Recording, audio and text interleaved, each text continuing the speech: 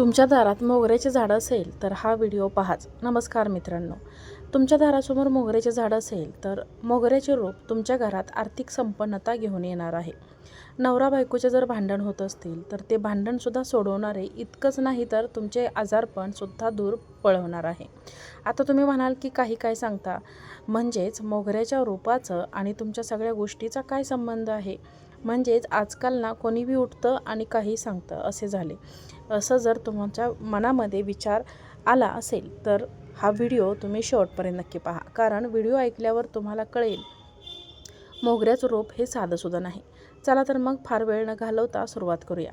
पांढरा शुभ्र मोगरा हा मनाला शांती देतो, पण ह्या मोगऱ्याच्या फुलांचे असंख्य फायदे आहेत. मोगरा हा शुभतेचे प्रतीक आहे. मोगरा शुद्धतेचं प्रतीक आहे, प्रेमाचं आणि सौंदर्याचं प्रतीक आहे. त्यामुळे जर तुम्ही तुमच्या गॅलरीत किंवा अंगणात मोगऱ्याचे रोप लावलं तर घरात सकारात्मक ऊर्जा येते असं वास्तुशास्त्र सांगतं. नाहीतर मोगऱ्याचं हे रोप जे आहे तर ते तुमच्या घरात उत्तर पश्चिम दिशेला लावल्यास मानसिक शांती मिळते. वातावरणात मानसिक शांती, सकारात्मक वातावरण तयार होते आणि घरातले वादविवाद कमी होतात. सुगंध मानसिक ताजेपणा देतो, तणाव कमी करतो. जर अतिरिक्त कामाच्या व्यापामुळे किंवा स्वतःच्या होणाऱ्या वादविवादामुळे कुठल्याही प्रकारच्या ताणतणावाला तुम्ही सामोरे जात असाल तर एक मोगऱ्याचं रोप तुम्ही तुमच्या ऑफिसच्या अंगणात किंवा तुमच्या ऑफिसच्या गॅलरीमध्ये, तर तुम्ही तुमच्या सोसायटीमध्ये, घरामध्ये, तुमच्या गॅलरीमध्ये सुद्धा लावू शकता.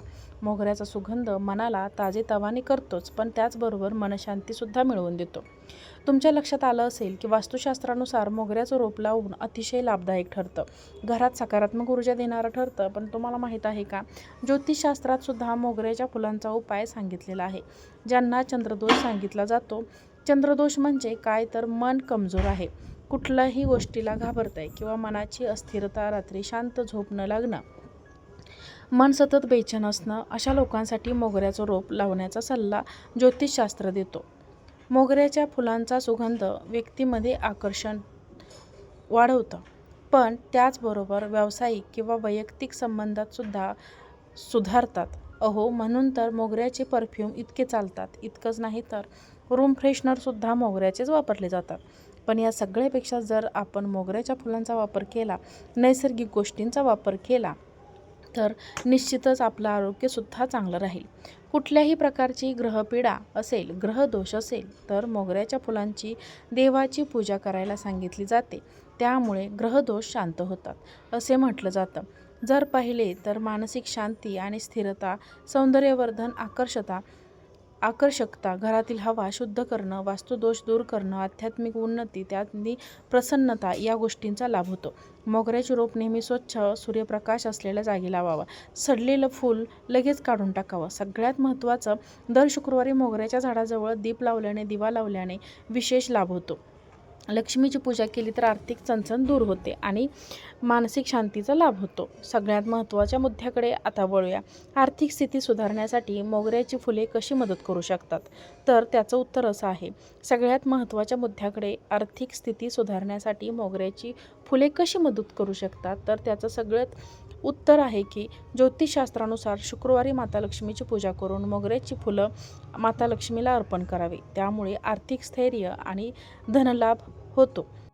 माता लक्ष्मीची कृपा घरातल्यांवर होते. जर तुमच्याकडे कुबेर यंत्र असेल तर त्या कुबेर यंत्रावर सुद्धा तुम्ही मोगऱ्याची फुले वाहून त्याची पूजा आरती करू शकता. त्यामुळे अडथळे दूर होतात आणि बचत वाढते. दुकान असेल किंवा जिथे कुठे तुमचा व्यवसाय असेल, त्या ठिकाणची जागा असेल, त्या ठिकाणी सुद्धा मोगऱ्याच्या सुगंधाचा वापर जर तुम्ही केला तर तो सुगंधी द्रव्याच्या रूपात असेल, अगरबत्तीच्या रूपात असेल तर ग्राहक आकर्षित होतात आणि आर्थिक लाभ होतो असंही म्हटलं जातं. इतकंच नाही तर हनुमान मंदिरात जाऊन मोगऱ्याच्या फुलांची माळ हनुमानाला अर्पण केली तर कर्जातून देखील मुक्तता मिळते.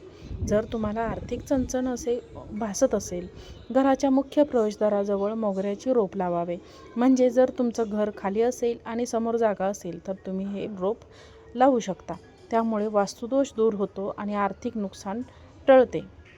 पण अर्थात सोसायटीत राहत असाल मित्रांनो, वास्तुशास्त्रानुसार, ज्योतिषशास्त्रानुसार मोगऱ्याचे फायदे पाहिले तर मोगऱ्याच्या फुलांचे आरोग्यासाठी सुद्धा फायदे. 2 फुले माठामध्ये किंवा तांब्यामध्ये टाकायचे आणि नंतर ते काढून टाकायचे. हे पाणी पिल्यामुळे भरपूर लाभ होतो.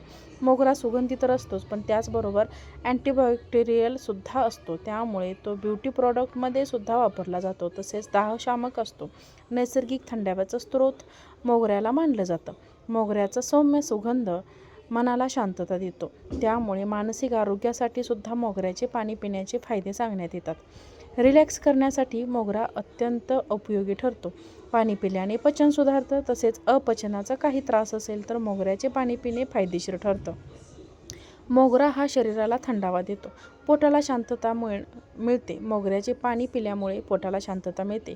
शरीरातील उष्णता कमी होते. मोगऱ्याच्या पाण्याचा जसा लाभ होतो तसाच मोगऱ्याचा काढासुद्धा फायदेशीर असतो. हा काढा कसा बनवायचा? अगदी साधी सोपी पद्धत आहे. मोगऱ्याची फुले धुवून घ्यायची, ती पाण्यामध्ये टाकायची आणि 5 मिनिटे उकळवायची. झाला काढा तयार. हा काढा शरीरामध्ये अनेक वेगवेगळ्या प्रकारचे लाभ देणारा ठरतो. मोगऱ्याच्या फुलाला अतिशय महत्त्व आहे. मोगऱ्यापासून तेल तयार केलं जातं.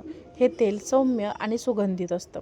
असंही म्हणतात की शरीराची रोगप्रतिकारक क्षमता वाढवण्यासाठी मोगऱ्याचा वापर केला जातो. मानसिक थकवा दूर करण्यासाठी सुद्धा मोगऱ्याचा वापर केला जातो. चेहऱ्यावरील डागांपासून सुटका हवी असेल तर मोगऱ्याचं तेल, पेट्रोलियम जेली किंवा नारळाच्या तेलाचा त्वचेवर लावावा. हा उपाय फायदेशीर ठरू शकतो. यामुळे कोरड्या त्वचेपासून सुटका मिळते. त्वचेवर नैसर्गिक चमक येते. त्वचेचा रंग आणि पोतसुद्धा सुधारतो. मोगऱ्याच्या देठांची पेस्ट करून ते मास्क चेहऱ्यावर लावलं तरीसुद्धा अनेक फायदे त्वचेला होतात. डोळ्यांचे आजार, त्वचेचे विकार, ॲलर्जी, डोकेदुखी अशा कितीतरी आजारांवर मोगरा हा गुणकारी ठरतो.